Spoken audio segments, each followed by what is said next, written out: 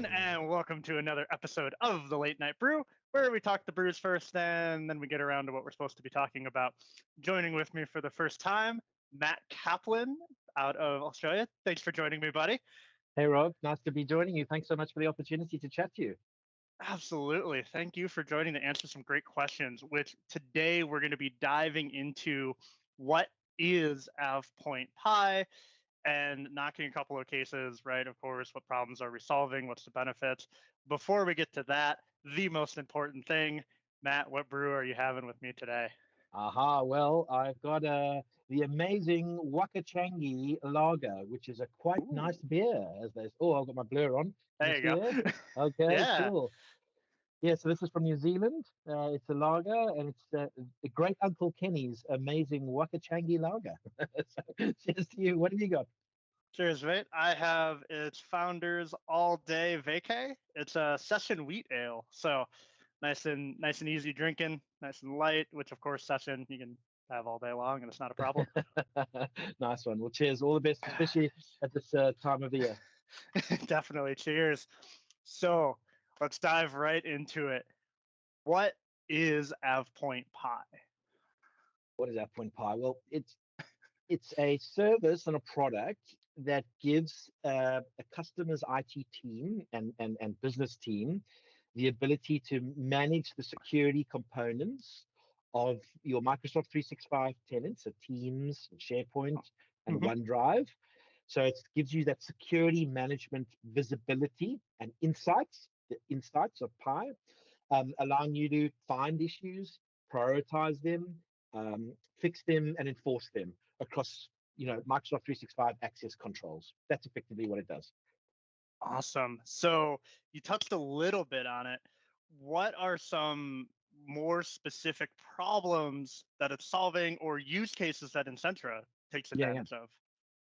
Yeah, so what we see in market right now is the approach that certain businesses, CIOs, CFOs are following, is that they're directing their IT teams to restrict policies, put in security measures, lock down their users.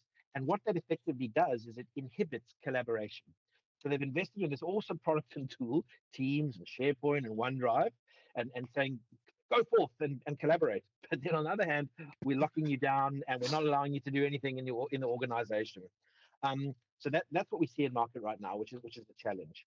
The other thing that they struggle with is they've got a lot of sensitive data within an organization, and companies need to restrict who has access to that data.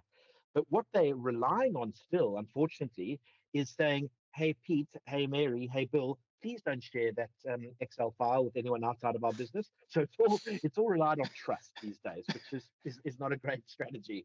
And it's pretty hard to monitor how their users are collaborating and with whom. So there isn't the tool sets to say, Mary's sharing this data with Bill outside the organization and so forth. So there's a lot of complexities in and around the permissions and security component of it. And then this balancing act of usability and security is a huge focus and problem for businesses right now. What we've seen, though, is the ability to allow sharing within the tenant is a much better approach than to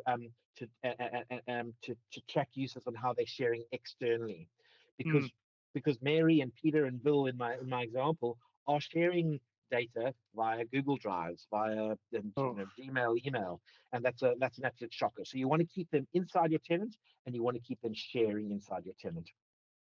Absolutely. It's that line that has always tried to be in thread of security and functionality. How do you keep yourself safe while at the same time making it so you're not impossible for your everyone in the company to work?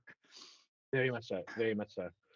I mean, one of our clients specifically, and this is another trend that we're seeing, is aligning to certain standards and governance standards. So they're meeting those security compliance standards now. Maybe it's Essential 8 in Australia, or Cyber Essentials in the UK, or NIST PCI. PCI in the US, for example. They're meeting those standards, by not just monitoring the usage, like in a reactive manner, but they're drawing insights. So the AvePoint tool is bubbling up insights in how their users are actually using the tool. It's very much a proactive approach as well. So it's not just reactive, but proactive approach as well, which is very, very positive.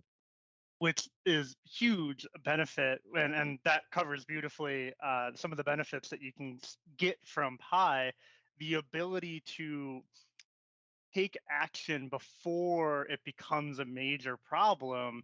The ounce of prevention is worth a pound of cure, the trite saying. 100%, 100%. I mean, imagine the unexpected loss, whether by accident or some kind of a malicious intent through an external party or an internal person, by the way, who has a malicious intent, how that could affect your bottom line as a customer, how that could affect your reputation, how you could be held ransom to the sensitive data being grabbed from your network. So data is huge at risk, which customers probably haven't thought of before. And they generally underestimate, the data that hackers and external parties are after. It's sometimes the obvious things.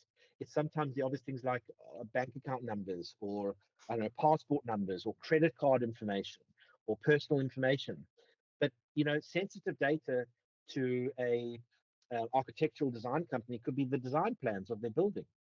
To a healthcare, could be a healthcare record, obviously, or an X-ray It could of be someone. emails. Exactly. Targeted phishing. That's all. Exactly. Just simple message or Exactly. simple information that you wouldn't. Exactly. Oh, So, yeah. So policies and insights, the Pi service from AvePoint, bubbles up the insights. It shows you the insights of who's using, who's sharing what data, where your sensitive data is going. Is it being externally shared? Do you have shadow users?